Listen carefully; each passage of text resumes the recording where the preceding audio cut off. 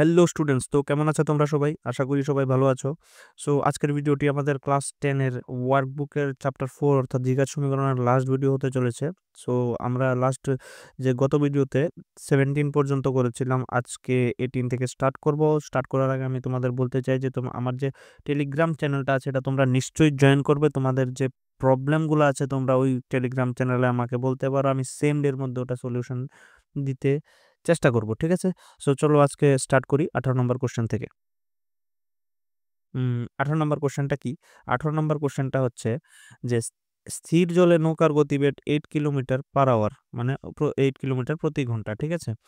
নৌকাটি আচ্ছা, এখানে যে একটা কথা বলেছে এখানে একটু উল্টো পাল্টা করে বলেছে, মানে ঠিক করে বোঝা নাইনি। আমি একটু রিসার্চ করে বের করেছি যে অ্যাকচুয়ালি ইংলিশে কোশ্চেনটা কিরকম ভাবে লিখেছিল। চলো আগে নর্মালটা পড়ি। নৌকাটি স্রোতের প্রতিকূলে 15 কিলোমিটার এবং অনুকূলে 22 কিলোমিটার 5 ঘন্টায় যায়, স্রোতের গতিবেগ নির্ণয় করো, ঠিক আছে? সো সব জায়গায় তো বুঝতে হবে আমাদের যে প্রতিকূল কি। প্রতিকূল হচ্ছে, মনে করো নদীর গতিবেগ এদিকে, ঠিক আছে? আর যে নৌকা আছে ওটা এদিকে যাচ্ছে, এটা হচ্ছে প্রতিকূল, মানে নদীর গতিবেগের উল্টো দিকে আমরা জোর দিয়ে যাওয়ার চেষ্টা করছি, ঠিক আছে? আর প্রতিকূল তো বুঝেছ। অনুকূল কি? অনুকূল হচ্ছে যেদিকে স্রোতের গতিবেগ আছে ওদিকেই যদি নৌকাটা যায় তাহলে ওটা হচ্ছে অনুকূল, মানে তখন নদীর স্রোতটা নৌকাকে হেল্প করবে একটু আগানোর জন্য, ঠিক আছে?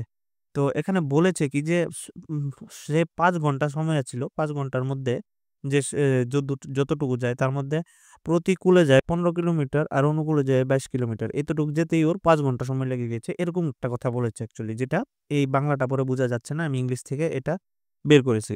সো স্রোতের গতিবেগ নির্ণয় করো, এটা অঙ্কতে বলেছে। সো চলো স্টার্ট করি, ঠিক আছে? তো সবচেয়ে প্রথমে আমি একটা জিনিস তোমাদের বোঝাতে চাই। আচ্ছা, আগে আমি লিখে নিচ্ছি যে লেট লেট স্রোতের গতি স্রোতের গতি is equal two x kilometre প্রতি ঘন্টা, ঠিক আছে? এবার আমি জিনিসটা তোমাদের বোঝাচ্ছি। মনে করো আমি এখানে একটা নৌকা ড্র করছি, এই যে মনে করো নৌকাটি গতিবেগ এদিকে, ঠিক আছে? আর নৌকার গতিবেগ কত দিয়ে দিয়েছে আমাদের? 8 কিলোমিটার প্রতি ঘন্টা দিয়ে দিয়েছে। এবং যে স্রোত আছে, স্রোত যাচ্ছে কোন দিকে? এইদিকে, ঠিক আছে? এটা হচ্ছে স্রোতের গতিবেগ। আর স্রোতের গতিবেগ কত দিয়ে দিয়েছে? স্রোতের গতিবেগ দিয়ে দিয়েছে x কিলোমিটার, যেটা আমরা ধরে নিয়েছি x কিলোমিটার। তো নৌকা যেদিকে যাচ্ছে সেই দিকে স্রোতও যাচ্ছে। দ্যাট মিনস নৌকা তো 8 কিলোমিটার স্পিডে যাচ্ছিল স্থির জলে, এতটুকু নৌকার ক্ষমতা, এবং নদীটা ওকে x কিলোমিটার প্রতি ঘন্টায় ঠেলা দেবে। তো নৌকার স্পিডটা আলটিমেটলি বেরিয়ে যাবে। তোমরা একটু নিজেই চিন্তা করো যে সাঁতার কাটছো নদীর দিকে, যদি স্রোতের দিকে সাঁতার কাটলে সাঁতার কাটতে সুবিধা হবে, সেখানে সেম জিনিসটা নৌকার জন্যই হবে। তো এই যে অনুকূলে বা এটা যে অনুকূল হবে, যে স্রোতের দিকে যাচ্ছে, সো অনুকূলে গতিবেগ আলটিমেটলি কত হয়ে যাবে?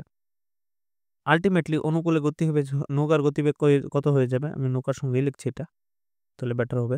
আলটিমেটলি নৌকার গতিবেগ আগে 8 তো ছিলই, আর শ্রুতেও এক্স বাড়ি দিচ্ছে, তো নৌকার গতিবেগ হবে 8 + x কিলোমিটার। অন্যদিকে অন্যদিকে নৌকা যদি এদিকে যেত, তখনও নৌকার স্পিড তো 8 কিলোমিটার/আওয়ারই, কিন্তু এবার দেখার বিষয় কি? এবার দেখার বিষয় হচ্ছে এবার নদী কি এদিকে উল্টো দিকে যাচ্ছে, নদীর স্রোত কিন্তু এবার উল্টো দিকে, অর্থাৎ নৌকা এদিকে যাওয়ার চেষ্টা করবে, নদী এদিকে টানার চেষ্টা করবে। সো 8 কিলোমিটার নৌকার গতিবেগ থেকে এতটুকু কম হয়ে যাবে, অর্থাৎ স্রোতের উল্টো দিকে গেলে স্পিডটা একটু কম স্পিডে যাবে, ঠিক আছে না? সো এখন নৌকার গতিবেগ কত হবে? এখন নৌকার গতিবেগ হবে 8 - x, একটু সাইড করে নিচ্ছি এটা, 8 - x কিলোমিটার/আওয়ার, ঠিক আছে? আশা করি তোমরা এই জিনিসটা বুঝেছো। আমি একটা বক্সের মধ্যে করে দিচ্ছি যাতে তোমরা বুঝতে পারো এখান থেকে রেফারেন্স নিয়ে। এটা কি হলো? বক্স কোথায়? এই বক্স হয়ে গেছে, ঠিক আছে? সো চলো শুরু করি তাহলে। সো আমি কি বলেছি এখানে? আমি এখানে বলে রেখেছি যে স্রোতের গতি x, that means that means অনুকূলে অনুকূলে গতি কত হবে? অনুকূলে গতি হয়ে যাবে কত? অনুকূলে গতি হবে, আগে থেকে নৌকার তো 8 ছিলই, আর অনুকূলে স্পিডটা বাড়িয়ে দেবে কারণ স্রোতের দিকে যাচ্ছে।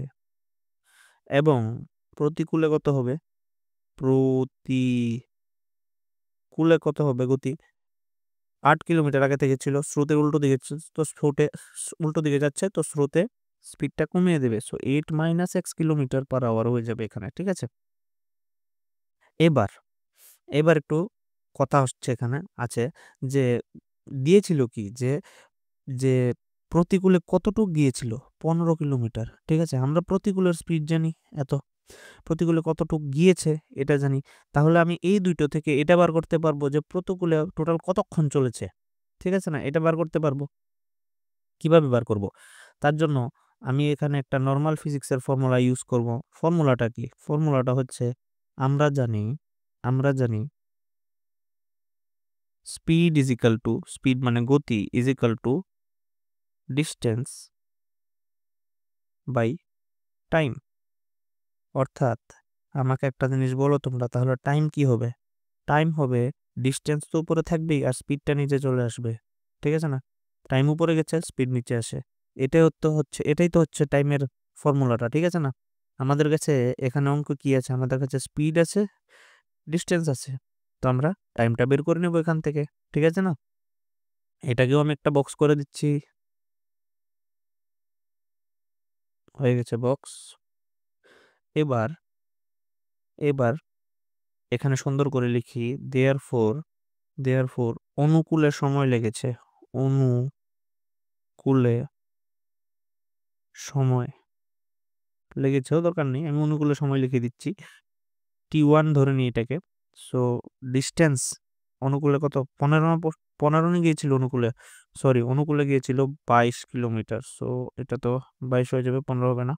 সো 22, আর অনুকূলের স্পিড কত, 8 প্লাস এক্স, এত ঘন্টা যাবে, ঠিক আছে। কারণ কি আমাদের যে এখানে স্পিডটা আছে এটা পার আওয়ারে আছে, তো আনসারটা ঘন্টায় বেরোবে। এখানে লিখি এবং প্রতিকূলে প্রতিকূলের সময় কে আমি T2 ধরে নিচ্ছি, ওটা কত হবে, প্রতিকূলে গেছে 15 কিলোমিটার, প্রতিকূলে স্পিড ছিল 8 মাইনাস এক্স, এটাও ঘন্টা হবে। এখন অ্যাকচুয়াল অঙ্ক স্টার্ট হবে অ্যাকর্ডিং টু দ্য কোশ্চেনে কি বলেছে? কোশ্চেনে বলেছে যে অনুকূলে যতটুক সময় লেগেছে আর প্রতিকূলে যতটুক সময় লেগেছে টোটাল 5 ঘন্টা। এটাই তো বলেছে না, যে 5 ঘন্টায় প্রতিকূলে এতটুকু গেছে, অনুকূলে এতটুকু গেছে, তো প্রতিকূলে যতটুকু সময় লেগেছে অনুকূলে যতটুকু সময় লেগেছে এটা 5 ঘন্টার সমান। এই জিনিসটাই তো লিখেছি আমি, যতটুকু অনুকূলে যতটুকু প্রতিকূলে টোটাল সময়টা 5 ঘন্টার সমান, ঠিক আছে। চলো এবার নেক্সট স্টেপে যাই, সলভ করি। T1 কত, 22 পাই 8 প্লাস এক্স প্লাস, আর এটা হচ্ছে 15 by 8 minus x is equal to 5, ঠিক আছে। চলো এবার নেক্সট, এদিকে তো জায়গা হবে না, এক কাজ করে আমি এটা কপি করে, এটা কি হলো, কপি করে আমি নেক্সট পেজে নিয়ে চলে যাচ্ছি। আরে কপি হয়ে যাও, কপি। আর আমি কি করছি, এদিকে বড় করে পি টি ও লিখে দিয়ে দিচ্ছি। অবশ্যই তোমরা কোশ্চেন পেপারে যখন পেজ চেঞ্জ করবে পিটিও লিখতে ভুলবে না, না হলে আনসার নাম্বার একটু মার্কস একটু কাটার চান্সেস তোমাদের কিন্তু থাকে, ঠিক আছে। সো চলো সলভ করি তাহলে। এখানে কি হবে, নিচে হবে লসাগু কার 8 plus x into 8 minus x, তাহলে উপরে আলটিমেটলি কি থাকবে, উপরে থাকবে 22 ইন্টু 8 মাইনাস এক্স, ঠিক আছে। এটার সঙ্গে প্লাস হবে 15 ইন্টু 8 প্লাস এক্স, আর এটা সব সময় বরাবর কি হয়ে যাবে 5, সব সময় না, অ্যাকচুয়ালি এই অঙ্কের জন্য কি জানি বলে দিয়েছি আমি, ইগনোর করবে এটা, ঠিক আছে। সো নিচেরটা কি হবে, নিচেরটা তোমরা যদি ভালো করে লক্ষ্য করো, a plus B into A minus বির ফর্মুলা হয়েছে। সো এটা হয়ে যাবে A square minus B square, ঠিক আছে। এবার উপরের মাল্টিপ্লিকেশনটা আমরা করে সেরে নিই। সো 22 ইন্টু 8 হয়ে যায় আমাদের 176 মাইনাস 22 এক্স হবে, একটা প্লাস আছে মধ্যে, তারপর হচ্ছে 15 ইন্টু 8 15 ইন্টু 8 কত? 15 ইন্টু 8 হচ্ছে 120 plus 15x is equal to 5। এবার কি? এবার 176 minus 22x plus 120 plus 15x is equal to 5 into cross multiplication করছি, কিন্তু ক্রস মাল্টিপ্লিকেশন এটাকে এদিকে নিয়ে মাল্টিপ্লাই করে নেব। 5 ইন্টু 8 স্কোয়ার কত? 64, আর নিচে এক্স স্কোয়ার রয়েছে। সো এটা কি হয়ে যাবে? 176 এর সাথে 120 যদি আমি প্লাস করি তাহলে এটা যাবে 296, আর এটা হয়ে যাবে -22 আর plus plus 15, -22 plus 15 minus 7x হয়ে যাবে ইজ ইকাল টু 5 ইন্টু 64 কত? 5 ইন্টু 64 হচ্ছে 320 মাইনাস 5x স্কোয়ার।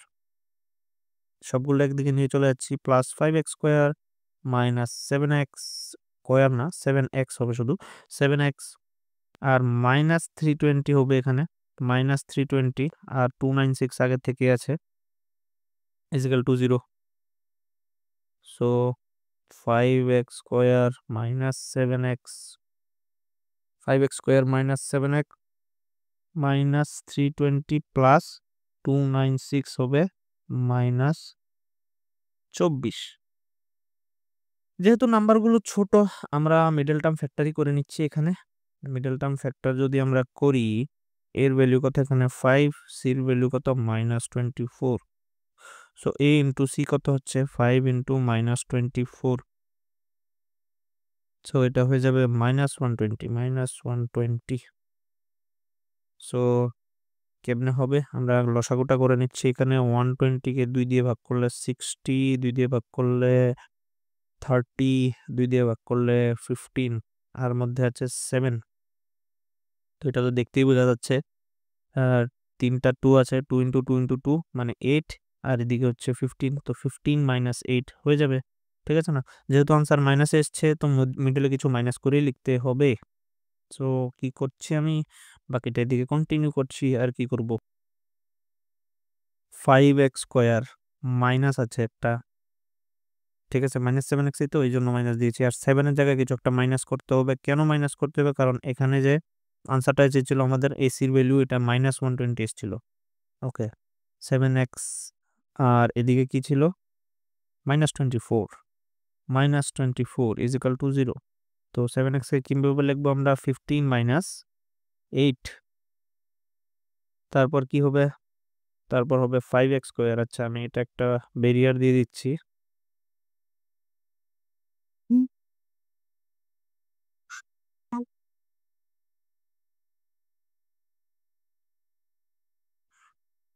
এটা হবে -15x মাইনাসে মাইনাসে plus 8x minus 24 is equal two 0। 5x common নিচ্ছি, সো হবে x মাইনাস 3 প্লাস 8 কমন নিচ্ছি, হবে x minus 3 is equal two 0। x minus 3 common নিচ্ছি, থাকছে 5x plus 8 is equal two 0।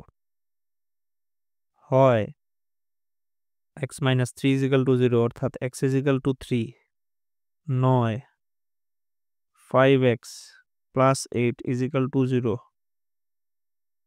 অর্থাৎ 5x is equal to -8, therefore x is equal to -8/5। আমরা জানি যে স্পিড কখনো মাইনাসে আসবে না, গতিবেগ কখনো মাইনাসে আসবে না। অবভিয়াসলি ক্লাস 11-এ গেলে তোমরা দেখবে যে গতিবেগও আমরা, কারণ গতির সঙ্গে দিক থাকে, সো গতি মাইনাসে আসে, কিন্তু ক্লাস 11-এর জন্য এখন পর্যন্ত আমরা যতটুকু শিখেছি গতির সঙ্গে মাইনাস আসবে না। কোনো নদীর গতিবেগ কিভাবে -8/5 কিলোমিটার/আওয়ার হতে পারে? সো এখানে কি লিখবো আমরা? মাইনাস নেগেটিভ, মানে -VE কে নেগেটিভ বলে, এটা রিজেক্টেড। ঠিক আছে, সো আমাদের আনসার কি হয়ে যাবে? আনসার হয়ে যাবে 3। সো আনসার লিখে দিচ্ছি, আনসার হচ্ছে 3 কিলোমিটার প্রতি ঘন্টা। এটা হচ্ছে আমাদের স্রোতের গতিবেগ। আশা করি তোমরা সবাই বুঝেছো, একদম সহজ অঙ্ক ছিল। চলো এবার আমরা নেক্সট অঙ্কের দিকে যাই। সো 19 নাম্বার অঙ্কটা কি বলেছে? 19 নাম্বার অঙ্কটা বলেছে একটি আয়তাকার জমির ক্ষেত্রফল 2000 বর্গমিটার এবং এর পরিসীমা 180 মিটার। আয়তাকার জমির দৈর্ঘ্য এবং প্রস্থ নির্ণয় করো। এটা তো একদম সহজ, ঠিক আছে, জাস্ট দেখবে কিভাবে করি, এটা তো একদম সহজ। লেট লেট জমির দৈর্ঘ্য দৈর্ঘ্য ইজিক্যাল টু এক্স মিটার, এটা আমি ধরে নিয়েছি, এবং জমির প্রস্থ ইজিক্যাল টু ওয়াই মিটার। ঠিক আছে, সো নেক্সট কাজটা করি, তোমরা ভালো করে দেখবে কিভাবে করছি আমি।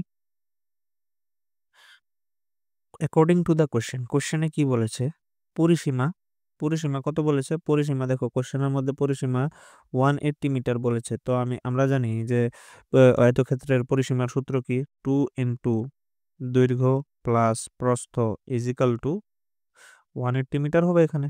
ঠিক আছে না? সো নেক্সট সলভ করি। এক্স প্লাস ওয়াই কত, 180/2, 180/2 কত, 90, 90 দুগুণে 9 দুগুণে 18, সো 90 হবে। So x plus y is equal to 90 হবে। দ্যাট মিনস ওয়াই এর ভ্যালু কত আসছে, 90 মাইনাস এক্স। এটা কত, এটা 1 নাম্বার সমীকরণ আমরা দিয়ে দিচ্ছি। ঠিক আছে, না দিলেও চলো, 1 নাম্বার সমীকরণ জাস্ট মনে রাখার জন্য 1 নাম্বার সমীকরণ দিচ্ছি আর কি এখানে। তারপর আবার কি বলেছে, তারপর আরেকবার আমাদের অ্যাকর্ডিং টু দ্য কোশ্চেন লিখতে হবে, কারণ আয়তাকার জমির ক্ষেত্রফল দিয়েছে। ক্ষেত্রফল কত, 2000 বর্গ মিটার। সো আবার লিখছি অ্যাকর্ডিং টু দ্য কোশ্চেন, আমি এখানে এগেইন লিখে দিচ্ছি, এগেইন, বা আবারও লিখতে পারো তোমরা, again according to the question কি বলেছে, কোশ্চেনে বলেছে দৈর্ঘ্য ইন্টু প্রস্থ, এটাই তো বড় আয়তক্ষেত্রের এই বড় আয়তক্ষেত্রের ক্ষেত্রফল। ঠিক আছে না? আয়তক্ষেত্রের ক্ষেত্রফলের ফর্মুলা কি, দৈর্ঘ্য ইন্টু প্রস্থ। তো দৈর্ঘ্য ইন্টু প্রস্থ ইজ ইকুয়াল টু 2000, এটাই তো বলেছে 2000 নাকি, ইয়েস 2000ই বলেছে।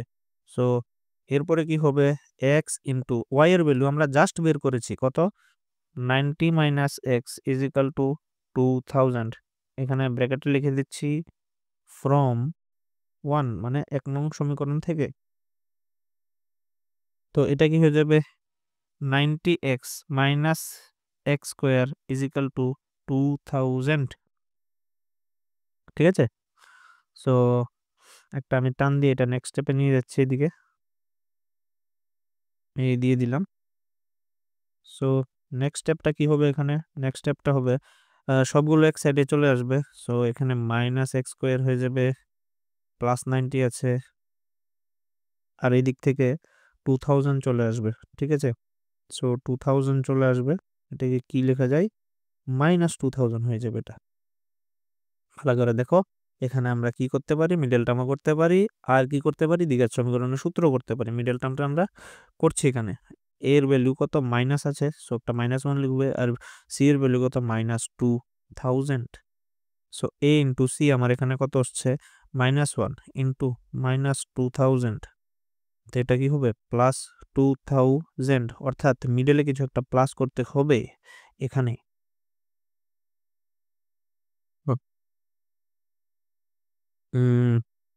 কালারটা চেঞ্জ করতে হবে, ইয়েস।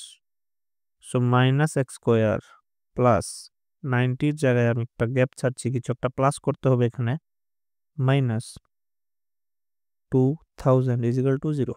ঠিক আছে, এখানে একটা এক্স হবে। সো কিছু একটা প্লাস করতে হবে মিডলে, কারণ প্লাস এসেছে। 90-কে কি লেখা যায়, অবভিয়াসলি 90-কে 50 + 40 লেখা যায়, আর 4×5 20, 2000 তো এভাবেই হয়ে গেছে। ঠিক আছে, সো মাইনাস এক্স স্কোয়ার, এটা একদম সহজ ছিল, 50x + 40x - 2000 is equal to 0। ঠিক আছে, সো মাইনাস এক্স কমন নিচ্ছে আমি, এখান থেকে থাকবে এক্স মাইনাস 50, প্লাস 40 কমন নিচ্ছে, এখান থেকে থাকবে x minus 50 is equal to 0। এবার যদি আবার এক্স মাইনাস 50 কমন নিই, থাকবে -x + 40 ইজ ইকুয়াল টু 0। ঠিক আছে, আরেকটা লাইন আমাকে দিতে হবে এখানে, বা তো এগিয়ে যাই, হয় x minus 50 is equal to 0, অর্থাৎ এক্স ইজ ইকুয়াল টু 50, এটা হচ্ছে দৈর্ঘ্য। দেয়ারফর প্রস্থ কত হবে, প্রস্থ 1 নম্বর সমীকরণ থেকে প্রস্থ হয়ে যাবে 90 minus x. So 90 minus x, 90 minus x অর্থাৎ 50 ইজ ইকুয়াল টু 40। ঠিক আছে, 9 হবে এখানে, 9। 9 করে দিচ্ছি। 9 minus x plus 40 is equal to 0, অর্থাৎ এক্স ইজিক্যাল টু 40, এক্সটা এদিকে রাইট সাইডে যদি নিয়ে যায়, তখন তখন আমার ওয়াই এর ভ্যালু কি হয়ে যাবে? ওয়াই এর ভ্যালু কি হয়ে যাবে? ওয়াই এর ভ্যালু হয়ে যাবে 90 মাইনাস 40 ইজিক্যাল টু 50। ঠিক আছে, দেখো একটা জিনিস লক্ষ্য করো, এখানে দৈর্ঘ্য 50 আসছে, প্রস্থ 40, সো এখানে দৈর্ঘ্য 40 আসছে, প্রস্থ 50, তো এটা পসিবল না। ঠিক আছে, এটা পসিবল না। এখানে লিখে দেব দৈর্ঘ্য দৈর্ঘ্য স্মলার দেন প্রস্থ, নট পসিবল। অর্থাৎ আমাদের আনসার কত হয়ে যাচ্ছে? আমাদের আনসার হচ্ছে দৈর্ঘ্য ইজিক্যাল টু 50, প্রস্থ ইজিক্যাল টু 40। একদম সহজ অঙ্ক ছিল, আশা করি তোমরা সবাই বুঝেছ। চলো এবার আমরা নেক্সট অঙ্কর দিকে যাই।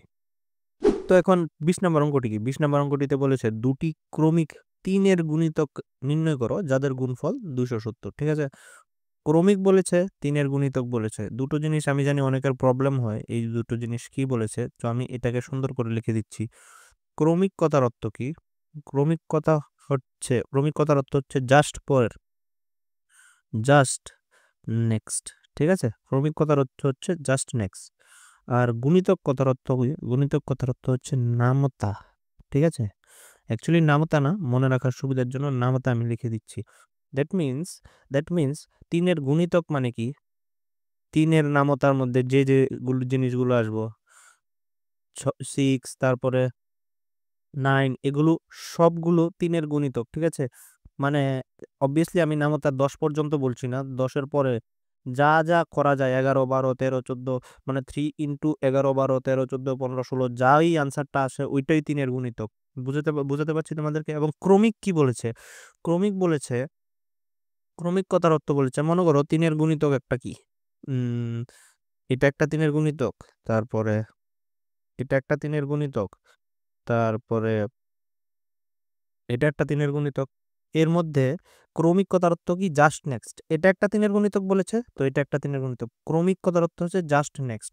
তো দুটি ক্রমিক 3-এর গুণিতক, এদের এটা হইতে পারে ক্রমিক 3-এর গুণিতক, এটা হইতে পারে ক্রমিক 3-এর গুণিতক। আশা করি তোমরা সবাই এটা বুঝেছো। ঠিক আছে, এবার আমি অঙ্কটা করা শুরু করি। ঠিক আছে, একটা জিনিস এখানে তুমি লক্ষ্য করার মতো আছে। হ্যাঁ, আমি জিনিসটা দেখিয়ে দিচ্ছি তোমাদের, দেখো। যেমন 3-এর ক্রমিক গুণিতক যে আছে, 3 ইন্টু 2 ধরো এটাকে, এটা কত? 6। ঠিক আছে, আর এর পরেরটা কি? 3 ইন্টু 3। 3 ইন্টু 3 কে আমি কি লিখতে পারি? 2 প্লাস 1। বুঝতে পেরেছো তোমরা আমি জিনিসটা কি বুঝাতে চাইছি? যেমন তার মানে তার মানে আমি যদি আমি যদি একটা নাম্বারকে লেট লেট 3-এর প্রথম গুণিতক গুণিতক গুণিতক is equal to 3 into x. Obviously 3x কেন? 3 ইন্টু এক্স কেন? কারণ কি? 3-এর গুণিতক। তো একটা যদি 3 ইন্টু এক্স হয়, এরপরেরটা কি হবে? 3 ইন্টু এক্স প্লাস 1। একদম সহজ। সো দ্বিতীয় দ্বিতীয় গুণিতক 3 ইন্টু এক্স প্লাস 1 হয়ে গেছে। বুঝতে পারছে? এটা হচ্ছে প্রথম এবং দ্বিতীয় গুণিতক। এবার কোশ্চেনে কি বলেছে? কোশ্চেনে বলেছে যে 3 ইন্টু এক্স এবং 3 ইন্টু এক্স প্লাস 1 এই দুটি গুণিতকের গুণফল কত? 270। সো 270 আমি এখানে লিখে দিচ্ছি। এবার কি? এবার তো সলভ করা শুধু, তো চলো সলভ করি। ঠিক আছে, সো এদিকে 3x আমি ঠিক রাখছি, তারপরে এদিকে 3টা মাল্টিপ্লাই করে নিচ্ছি। 3x, আচ্ছা আরো বেটার উপায় আছে আমার কাছে। আমি 3টা মাল্টিপ্লাই না করে আমি কি করছি? আমি 3 into 3 into x into x plus 1 করছি। ঠিক আছে, সবগুলো ছেড়ে ছেড়ে মানে গ্যাপ দিয়ে দিয়ে লিখে নিয়েছি। এবার এই দুটো মাল্টিপ্লাই করলে কি হয়? 9 into x into x plus 1, ঠিক আছে, ইজিক্যাল টু 270। এরপর কি করা যায়? X into x plus 1 is equal to 270/9। Just এটাকে এদিকে নিয়ে চলে গেছি, ক্রস মাল্টিপ্লিকেশন করেছি। সো এটা যদি ক্যান্সেল আউট হয়, তাহলে কি হবে 3 নং 27, তো এখানে 30 থেকে যাচ্ছে। সো নেক্সট এদিকে কন্টিনিউ করি, আমি নেক্সট এদিকে কন্টিনিউ করছি। এটা কি হয়ে গেল, সরি, এটা কি হয়ে যাবে এবার, এক্স এর সঙ্গে এক্স প্লাস 1 মাল্টিপ্লাই করলে x square plus x is equal to 30 হবে, ঠিক আছে। তো এখন কি হবে next, x square plus x minus 30 is equal to 0, ঠিক আছে। সো এবার কি করা যায়, এখানে এখানে এখানে অবভিয়াসলি দেখা যাচ্ছে যে আমার যে এর ভ্যালু এটা 1, সি এর ভ্যালু -30। সো আমার এ ইন্টু সি কি হয়ে যাবে, এ ইন্টু সি হবে 1 ইন্টু -30 অর্থাৎ -30। যেহেতু এখানে মাইনাস এসেছে, আমার কি করতে হবে, কিছু একটা মাইনাস করতে হবে, সো ইজিক্যাল টু 30, মাইনাস করলে 1 হতে হবে এবং মাল্টিপ্লাই করলে -30 হতে হবে, মানে 30 হতে হবে। সো কি করা যায় এখানে, এক্স স্কোয়ার প্লাস, আমি এখানে যদি 6 - 5 লিখি, সো 5 6 30 হয়ে যাবে, একদম সুন্দর কিন্তু জিনিসটা। এবার কি, x square plus 6x minus 5x minus 30 is equal to 0, x common নিলে এক্স প্লাস 6 -5 কমন নিলে x plus 6 is equal to 0, x plus 6 into x minus 5 is equal to 0। তো এখানে কি করা যাবে, হয় x plus 6 is equal to 0, therefore x is equal to -6, নয় x minus 5 is equal to 0, that means x is equal to 5। দেখো এটা তো নেগেটিভ, সো এটা নেগেটিভ রিজেক্টেড, সুন্দর করে লিখে দিচ্ছি, নেগেটিভ রিজেক্টেড, ঠিক আছে। এক কাজ করি, এই জায়গাটা পরের পেজে নিয়ে যাব কি, না নিয়ে যাচ্ছি না। তো নেগেটিভ রিজেক্টেড আমি লিখে দিয়েছি এখানে, দ্যাট মিন্স প্রথম